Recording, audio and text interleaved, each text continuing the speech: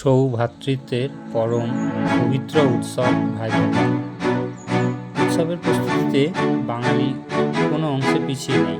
বাঙালির 12 মাসে 13 পার্বণ, সারা বছরই বাঙালি কোনো না কোনো উৎসবে মেতে থাকে। কবি ঈশ্বরগুপ্ত সেই কবেই বলে গেছিলেন, ক্ষেত্রভঙ্গ বঙ্গদেশ তবু রঙ্গে ভরা।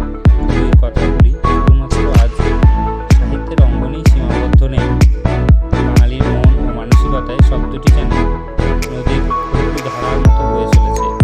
দৈনন্দিন কর্মব্যস্ততার হাত থেকে রেহাই পেতে চায় মানুষ, একটু শান্তি চায়, একটু ভিন্নতার স্বাদ।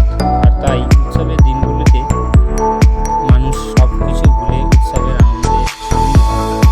থাকে কত প্রস্তুতি, কত সব আয়োজন। তবে উৎসবের আবহ বুঝিয়ে দিল যেন বাঙালি আছে বাঙালি আনতেই। উৎসবপ্রিয় বাঙালি প্রতি বছর ক্যালেন্ডারের পাতায় কার্তিক মাসের অমাবস্যার পরে শুক্লা তিথিতে দ্বিতীয়ায় হয়ে থাকে ভাইফোঁটা, যা পারিবারিক এক মেলবন্ধন ও সৌভ্রাতৃত্বের পরম পবিত্র উৎসব। ভাইফোঁটা এমন এক উৎসব যেখানে মিশে আছে ভালোবাসা, শ্রদ্ধা, আবেগ। ভাইয়ের মঙ্গল কামনায় চুয়াচন্দনের টিপ পরিয়ে বোনেরা বলে ওঠেন, ভাইয়ের কপালে দিলাম ফোঁটা, জমে